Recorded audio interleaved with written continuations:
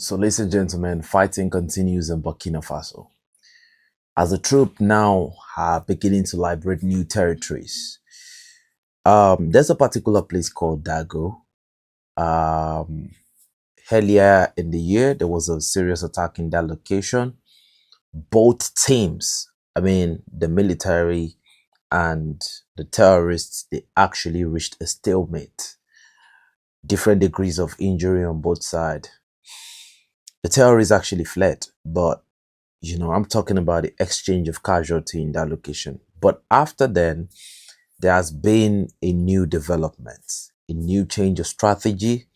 And ladies and gentlemen, in that particular location, um, recently we've not had anything, because not like anything has not happened, but we've not heard anything. That is to tell you that the terrorist offensive in that region has been met with only one thing: they've been dropped back to the mud. Now let's move forward. Burkinabe official news outlet actually announced an information today that they've actually liberated a particular settlement, and they actually brought out weapons, like the things they recovered. No bodies was shown, but they actually brought out the equipment and the cash they actually recovered from this terrorist element. According to unofficial sources from the locals in that region stated that about 27 terrorists were neutralized and they were caught unawares. Right now, we have another information. So these are the equipment right there, as you can see. So we have another information. There is a particular place in Burkina Faso where the VDPs have actually liberated a new location. Now, this location was previously under the JNIM control, and the reason why this location has not been liberated for a long time was because this location actually is the battleground for both the EIGS and the JNIM. They've actually fought their battle to stand still in that particular region. So I felt like, based on my own opinion, that the troops actually left them like, okay, you can shoot the fate till all the cow comes home between yourself. And a lot of casualty. The last time JNIM said they were able to decapitate about 50 of the EIGS. The EIGS claimed recently that they decapitated 28 of the JNIM. So the troops left it out until today. So what happened today was that for a long time, the skirmishes have been going on here, but they were left out. But something was going on behind the scene. For those that have been losing more men, they've been losing because they were not getting enough supplies. And there was a reason why they were not getting enough supplies. Logistics to this particular group was being cut out. All the logistic links to that particular location was actually shut down. Now, it does not mean that efforts to supply them had not come. That is where some foreigners have been caught, with their IDs and all of that. Some are even coming from neighboring settlements along the borders of some neighboring country to get the logistic supplies to these people, but they get them before they get to that particular location. Now, there have been efforts from within the camp to reach out to, we're talking about logistics supply in terms of food, medicine to treat those that has been injured in the combat with the opposition terrorist group. But in their own mind, they've always felt like, okay, is this group that has actually stopped us from getting logistics. So when they find their men on the ground, they always believe that the battle is going on, and it actually intensifies. So they didn't know that it was a constituted effort to stop logistics from getting to the location. So by the time they woke up, and they try to, a last ditch effort to save their mouth. Hunger is a very bad weapon. When hunger is actually weaponized, it could actually it could actually send a lot of people to the hospital. So they actually tried to fight, but ladies and gentlemen, they were crushed because there was not enough ammunition for these guys to actually, launch any meaningful assaults. There is a video we'll be posting on our Telegram tomorrow morning. We might not have the same time zone. This particular video, the JNIM actually displayed another caricature attack. So I'm actually going to be, uncovering what I discovered about that useless attack. I'm actually going to be uncovering it on our Telegram channel, and we're going to get to the Telegram group chat where a lot of people will actually give us their opinion on what they think about that particular attack by the JNI. It's actually very funny how those people just, make a show and they just post it to their Western fund wasters that just pay them, because according to the information we have, they actually pay these people for every both legit and non-legit attack. Ladies and gentlemen, the legitimate attack leads to maximum casualties for them. So most of the time, what they do to feed the amount, remember they also have families to feed, and remember the people that are sponsoring them don't pay them too much. They only pay them what can. It's like a satanic civil service, right? They pay you enough to keep you in the suckers. So what they do is you have to continue to create chaos to be paid. So they created this fake attack and they posted, the only reason why they post is for two things. The post to some people. Now go and find out the people that actually bring out this information. None of them is African. It's always Western propaganda channels. And the reason why they send it there is because, those are the people that will now spread the message of doom to demoralize the people, which is actually most of the time false, right? And when they send it, that is how they get paid. Now, there is a certain amount of attack they must have. According to credible intel we have, there is a certain amount of attack they must have within the frame of a month for these guys to be paid. But nevertheless, logistics has to get to them. So what has been done to reduce their effort recently has been that all the logistical means of supplying them has actually been taken out. Majority, but not all. Majority has been taken out. That is why you see what they do now is they try to do a surveillance, right? And they try to attack any weak link. Do you get what I mean? They try to attack any camp where they feel like, okay, this camp has been distracted enough. Maybe, the troops are watching football, because we've actually seen camps where soldiers have been distracted by betting, by football watching, by, many things like that. And, this is how they get their windows of opportunity to attack these troops.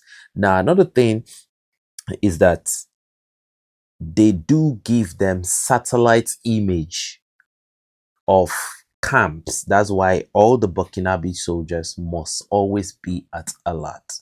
I'm giving you this intel because your life is very important to us, because you're actually fighting for the betterment of Africa as a whole. I don't know where the satellite image comes from, but there is always a satellite surveillance of a particular, there's constant monitoring. And the only reason why this constant monitoring is possible is because there are foreign bases in neighboring countries. So these foreign bases are where this surveillance is being launched, monitoring troops' activity, sending coordinates to terrorists so that they can launch precise attack. They don't launch it against some particular unit when they know, oh man, these guys are battle ready. These guys are cold-blooded and they're waiting to just call numbers. They don't go there. They attack places where they feel like, okay, the numbers are not enough. um, you know, the troops are not combat ready and all of that. Maybe the professionalism is down. These are the places they attack. And just to let people know, the troops have to be more focused than ever because the terrorist is watching, not their men. They are watching from the sky. So they have satellite images of the camp. Look at the satellite image that was released recently of a particular military outpost in Burkina Faso, right? They actually saw that the reason why they released the satellite image was because most of the attack on this particular location has not been successful, because January was the last time they attacked that place and they had a successful attack, but they actually fled because the drones came for them after this attack. But since then, they've been thinking, how can they infiltrate the particular location? And look at it from the satellite image, you can see the trench that was built around that military location. So the soldiers must be more alert than ever. So in another information, the Burkinabe government's military has now promoted combatants, in my own opinion.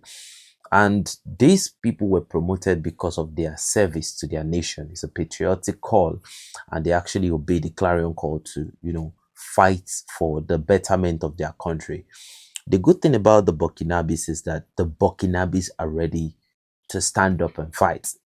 In Africa currently, the most united group of humans, should I say citizens? I don't know what to call it. The Burkinabes are unimaginably united.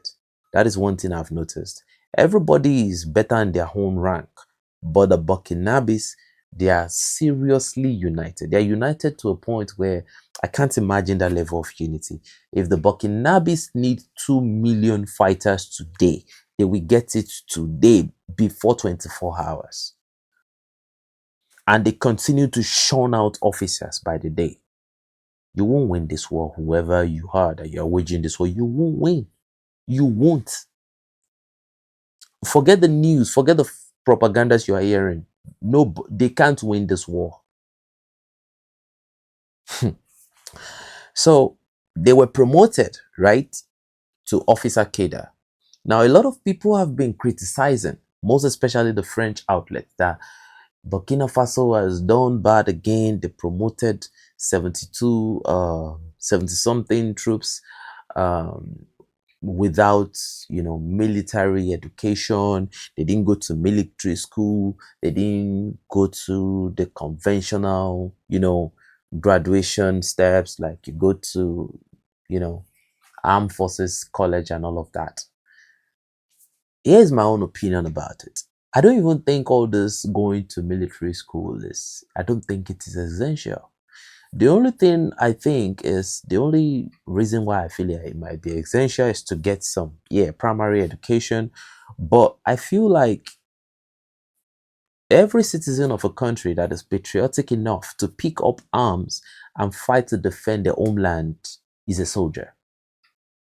We've actually seen uniformed men that the only way they prove that they are uniformed men is to kill the citizens of the country. But these ones are actually picking up arms to defend the citizens of the country. So there's a difference right there.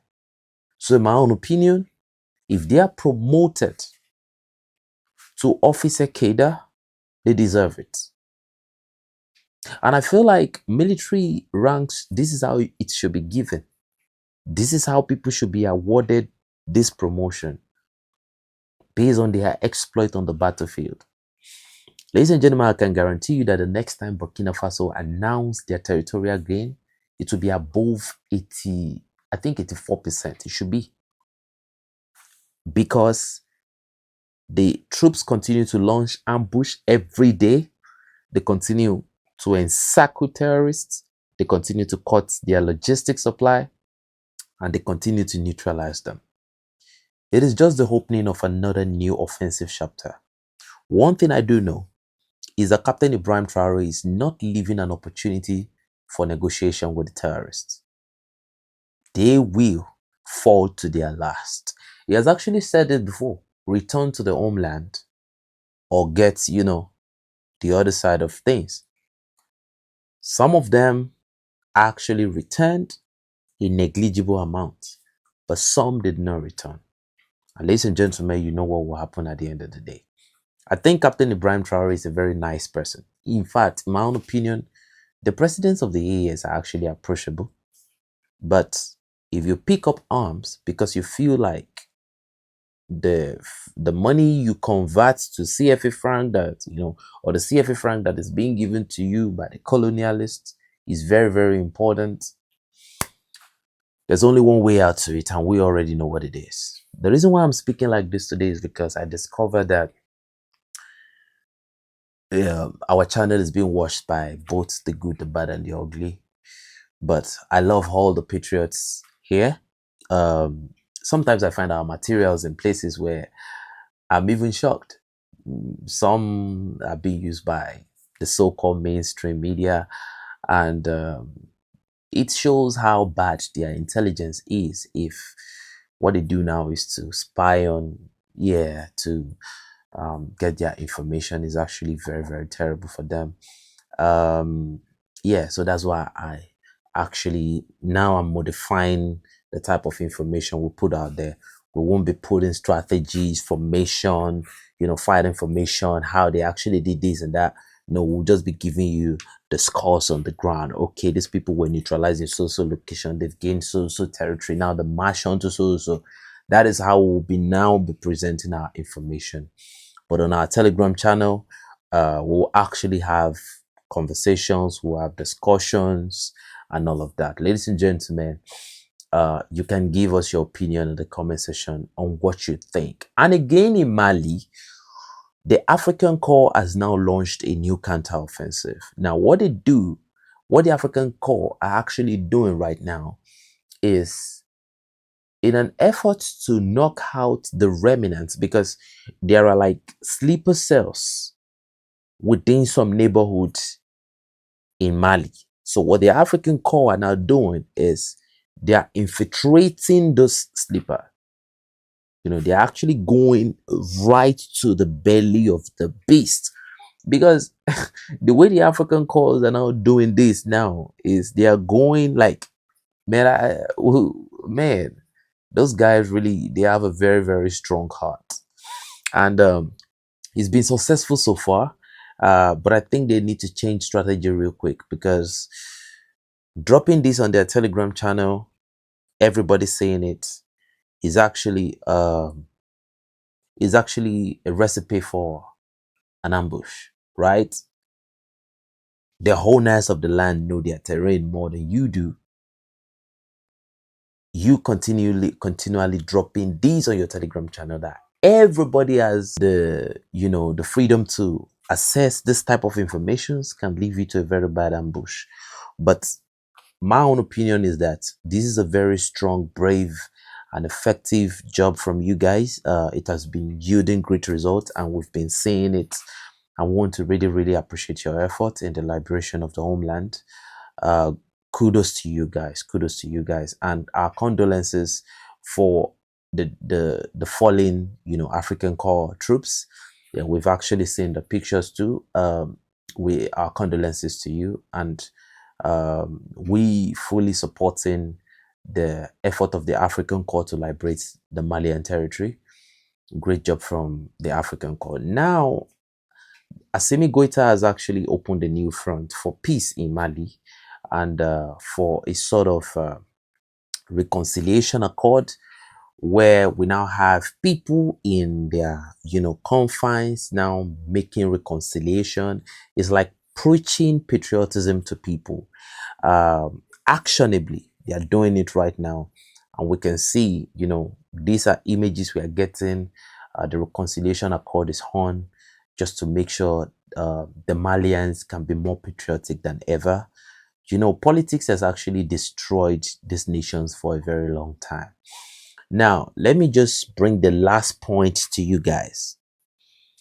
You see these territories that have been gained, the 72% that the Burkinabe talked about, the ratio before France left, right? When France was there, it was like a 30 to 100, a 30 to 70 ratio, 70 to the terrorist, right?